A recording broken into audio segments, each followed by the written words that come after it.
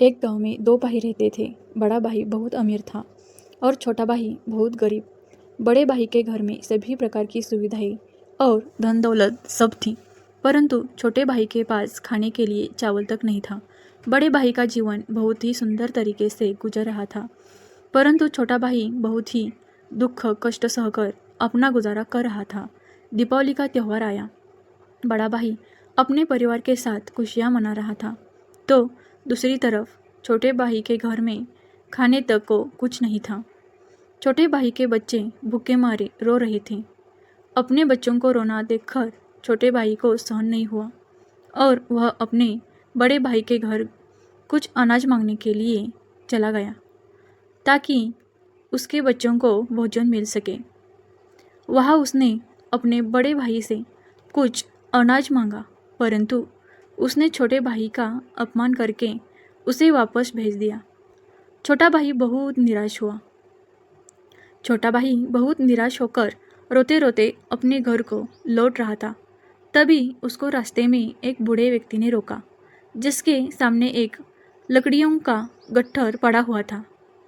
उसने छोटे भाई को सवाल पूछा, बेटा तुम क्यों रो रहे हो? तभी उस छोटे भाई ने अपने बड़े भाई के दुर्व्यवहार के बारे में सब कुछ बताया। तभी उस बूढ़े व्यक्ति ने छोटे भाई को कहा, अगर तुम मेरा यहाँ लकड़ियों का गट्ठर मेरे घर तक पहुँचा दोगे तो मैं तुम्हें एक ऐसा रास्ता बताऊंगा जिससे कि तुम बहुत अमीर बन जाओगे। छोटा भाई मान गया और उसने लकड़ियों का गट्ठर उठाया और उसे लेकर बूढ़े व्यक्ति के घर पर पहुंचा दिया। पहुंचने के बाद उस बूढ़े व्यक्ति ने उसे एक मालपुआ दिया और कहा, तुम पास के जंगल में पश्चिमी दिशा में जाओ, वहाँ तुमको एक गुफा दिखेगा। उस गुफा में घुसने के बाद तुम्हें कुछ बौने लोग मिलेंगे। उन बौनों को मालपुआ बहुत पसंद है। वह मालपुआ के बदले तुम्हें कुछ भी देने को राजी हो जाएंगे। उन्हें मालपुआ के बदले जादुई चक्की मांगना। गरीब भाई ने उस बूढ़े की बात को माना और वह उस गुफा में पहुंचा। वहाँ उस गरीब भाई ने 3 बौने व्यक्तियों को देखा। उनमें से एक बौने ने उस गरीब भाई को कहा, मैं तुम्हें इस मालपुआ के बदले कुछ भी दे सकता हूँ। तभी उसने जादुई चक्की को उस बौने व्यक्ति से मांगा। जादुई चक्की को देते समय उस बौने व्यक्ति ने कहा, यह जादुई चक्की है, तुम्हें जो भी चाहिए तुम इसे मांग सकते हो। जब भी तुम्हें किसी चीज़ की ज़रूरत हो तो चक्की को घुमाना। जब भी तुम्हें किसी चीज़ की ज़रूरत हो तो चक्की को घुमाना और मांग लेना। जब भी तुम चक्की को बंद करना चाहो उसके ऊपर एक लाल कपड़ा डाल देना, चक्की बंद हो जाएगी। बौने की बात सुनने के बाद वह गरीब भाई अपने घर लौट गया। घर पहुंचने के बाद उस गरीब भाई ने चक्की घुमाते हुए सबसे पहले कहा, चक्की चक्की चावल दे, चक्की चक्की चावल दे। तभी चक्की ने जादू से ढेर सारा चावल उनके सामने निकाल कर डाल दिया।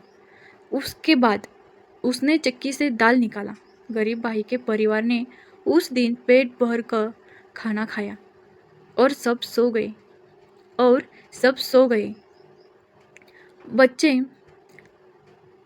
बच्चे खुचे चावल, दाल और अन्य अनाज को लेकर गरीब भाई सवेरे बाजार में आया।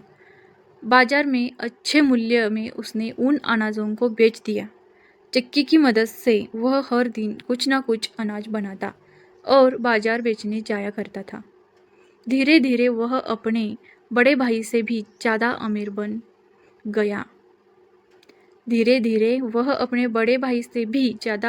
गया। बड़ा भाई छोटे भाई की अमीरी से जलने लगा और वह सोचने लगा कि जो कुछ दिनों पहले मुझसे खाने के लिए भीख मांगने आया था वह आज अचानक कैसे अमीर बन गया। छोटे भाई की असलियत जानने के लिए एक दिन वह चोरी चुपके छोटे भाई के घर गया। जब उसने चक्की से अनाज निकलते हुए देखा तो वह चौंक गया।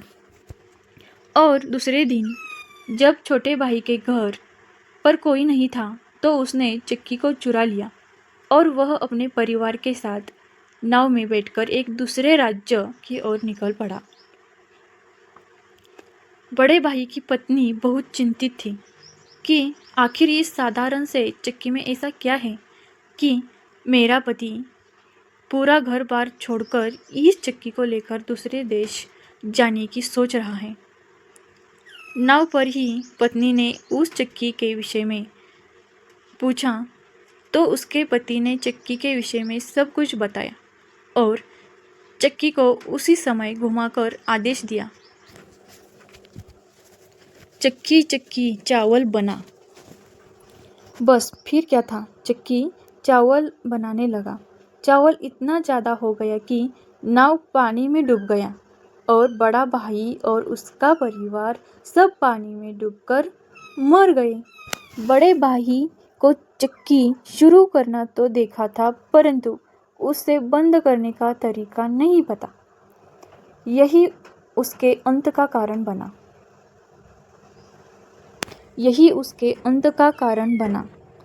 कहानी से शिक्षा। लालच बुरी बला है। कभी भी जीवन में लालच नहीं करना चाहिए। कभी भी दूसरों से घृणा ना करो और सबका मदद करना चाहिए।